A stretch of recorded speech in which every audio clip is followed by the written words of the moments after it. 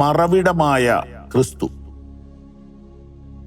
119 സങ്കീർത്തനം 114 വാക്യം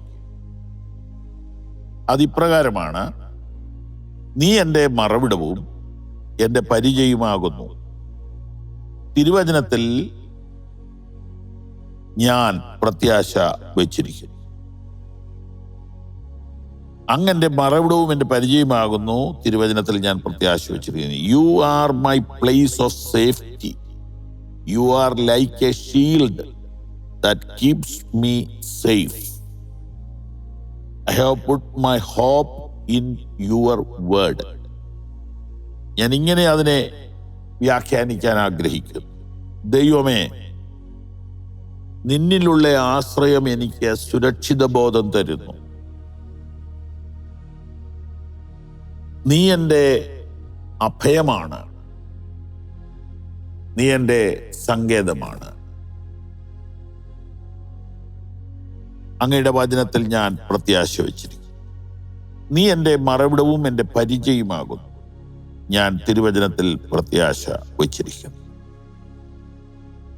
മറവിടം, പരിച എന്ന 2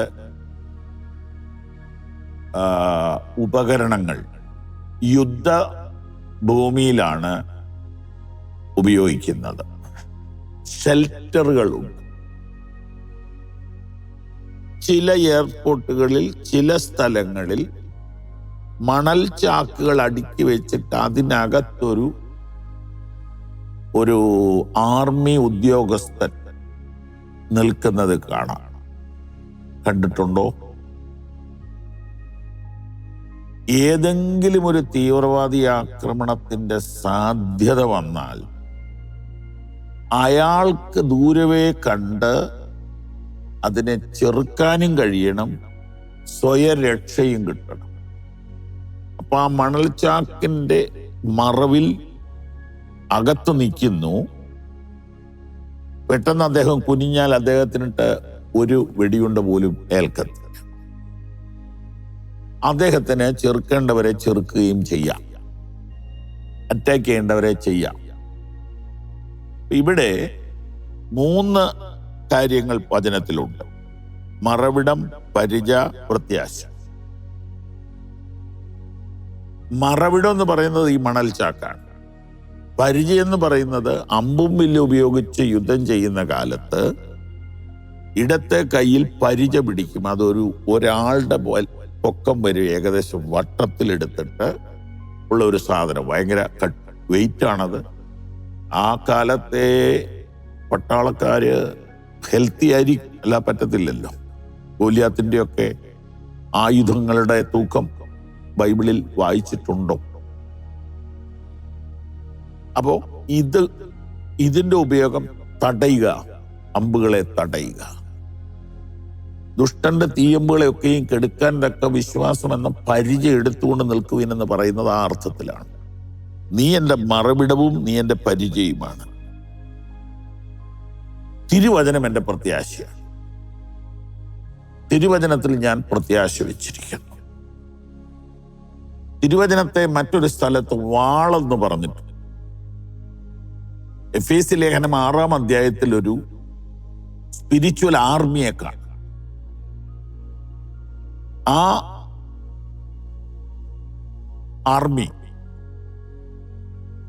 സർവായുധവർഗം ധരിച്ചിരിക്കുന്നു. ആ വസ്ത്രത്തിൽ ഈ പറഞ്ഞതെല്ലാം ഉണ്ട്. അയാളുടെ കയ്യിലൊരു വാളുണ്ട്, അയാളുടെ കയ്യിലൊരു പരിചയമുണ്ട്. അതിനകത്തെ വാള് ദൈവവചനമായിട്ടാണ് പറഞ്ഞിരിക്കുന്നത്. അപ്പൊ നമുക്ക് ഈ ആത്മീയ പോരാട്ടത്തിൽ തളരാതെ നിൽക്കാനും കീഴടക്കേണ്ടതിനെ കീഴടക്കാനും പ്രാപിക്കേണ്ടതിനെ പ്രാപിക്കാനും സാധ്യമാകേണ്ടതിന് നമുക്കൊരു മറവിടം വേണം, നമുക്കൊരു പരിച വേണം, നമുക്ക് വചനമാകുന്ന വാള് വേണം. അങ്ങനെ സുരക്ഷിതരായി നിൽക്കുകയും ശത്രുവിനോട് എതിർക്കുകയും ചെയ്യുന്ന ആത്മീക കരുത്തുള്ളവരായി നമുക്ക് തീരുവാൻ ദൈവം സഹായിക്കട്ടെ.